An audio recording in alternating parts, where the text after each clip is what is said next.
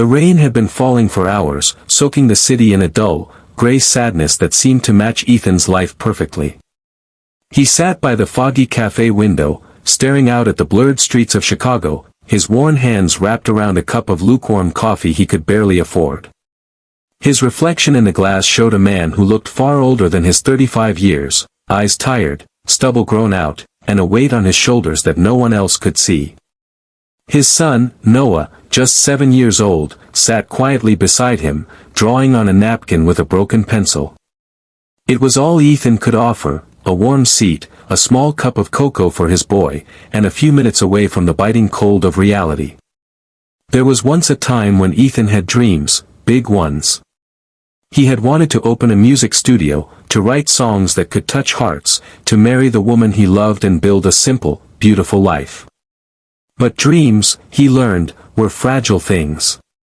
They could be stolen by time, by responsibility, and by heartbreak. The day his wife left him, leaving him alone with a newborn son and a mountain of debt, his world collapsed. Since then, every day had been a fight, to survive, to feed his boy, to keep going when everything inside him screamed to give up. If you believe that kindness and second chances can change a life, please take a moment to like, comment, share, and subscribe to MJ Kindness Moments. Your support helps spread stories of hope that remind us all that life can surprise us in the most unexpected ways. As the rain continued to pour, Ethan's gaze drifted to the door as the little bell above it chimed. He barely noticed at first, people came and went all the time. But then his heart skipped a beat. A woman walked in, holding an umbrella dripping with rainwater, her coat elegant, her presence commanding attention without trying. Her hair was the same chestnut brown he remembered, falling gracefully over her shoulders. Her face, older, wiser, but still heartbreakingly beautiful, made his breath catch. It couldn't be. It was her. Isabella Moore. His first love. The woman who once dreamed of running away with him, who laughed at his silly songs, who promised forever before life took them down different roads. They hadn't seen each other in over 15 years. Back then, they were poor college students, chasing love with empty wallets but full hearts. But she had left town suddenly after graduation, chasing a career, while Ethan stayed behind, tied down by family responsibilities. Now she stood in front of him, confident, graceful, the kind of person you'd see on a magazine cover. She didn't notice him at first. She was talking on her phone, her voice soft but firm, giving instructions that sounded corporate. "Yes, finalize the deal and send the revised proposal to my office," she said before ending the call and taking a seat just a few tables away. Ethan couldn't look away. The world felt like it had stopped. He wanted to stand, to go to her, to say hello, but something inside held him back. What would he even say? "Hey, remember me? I'm the man who never made it." He looked down at his worn-out jacket, at his calloused hands, and then at Noah, who was now dozing against his arm. He didn't belong in her world anymore. Isabella looked up and their eyes met. For a moment, the cafe disappeared, the rain, the chatter, the clinking cups, all faded. Her lips parted in shock, her eyes softening as recognition dawned. "Ethan," she whispered under her breath, her voice trembling slightly. Ethan forced a small smile and nodded. She stood up and walked toward him slowly, almost as if afraid he might vanish if she blinked. "It's really you," she said quietly, her eyes scanning his face. "It's been so long." He nodded again, unsure what to say. The conversation that followed was polite but awkward. She asked about his life, his son, and he answered honestly but carefully, skipping the parts that hurt too much to tell. He learned that she was now the CEO of a successful tech company, a self-made millionaire. Her rise had been featured in magazines, though he'd never paid attention to those things before. But seeing her now, he felt both pride and pain, pride that she made it, pain that he hadn't. They talked for a while until Noah woke up. "Daddy, are we going home?" he murmured sleepily. Isabella's eyes softened when she heard the word daddy. She smiled at the boy and introduced herself kindly, her tone gentle, almost motherly. "You have a wonderful son," she said, glancing at Ethan with a look that said more than words could. Over the next few days, Isabella couldn't get Ethan out of her mind. She found herself thinking about him during meetings, wondering how someone with such warmth and talent ended up struggling this way. So, one afternoon, she visited the small auto garage where Ethan worked. The place was dim and greasy, but she saw him there, hands covered in oil, sleeves rolled up, humming softly to a tune only he knew. It reminded her of the boy she once loved, the one who used to strum his guitar and dream big. When he saw her, he froze, wiping his hands nervously on a rag. "You shouldn't be here," he said softly. But Isabella smiled. "Maybe I should," she replied. She told him she wanted to help, not out of pity, but because she believed in him. She remembered his music, his creativity, his kindness. "You once told me that songs can change lives," she said.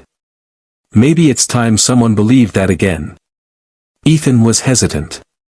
Pride had been his shield for years. But Isabella was persistent. She helped him record some of his old songs again, using her company's media resources. At first, he resisted, embarrassed by his rough voice and outdated dreams. But when Noah sat on his lap one evening and said, "Daddy, I love your songs," something inside him cracked open. He realized he wasn't doing it for himself anymore, he was doing it for his son, for the man he used to be. Weeks passed. The more time Isabella spent with Ethan and Noah, the more her heart softened. She had everything, money, status, luxury, but she realized she'd been lonely for years. Watching Ethan tuck his son into bed in their tiny apartment, singing softly, she saw a kind of love she'd never known in her high-rise world. And Ethan, he began to see the light again. With Isabella's encouragement, he uploaded one of his songs online. It was a simple tune about love, loss, and hope, a reflection of his journey. To his surprise, it went viral. People connected with his raw, heartfelt lyrics. He was invited to perform at a local charity event. Isabella was there, sitting in the front row, tears in her eyes as she watched him reclaim his voice. But life wasn't done testing them yet. The night before his big performance, Ethan got a call. The landlord was evicting them. He had missed 2 payments. He tried to hide it, but Isabella found out. Instead of offering money directly, she arranged for him and Noah to stay temporarily in a small guest house her company owned.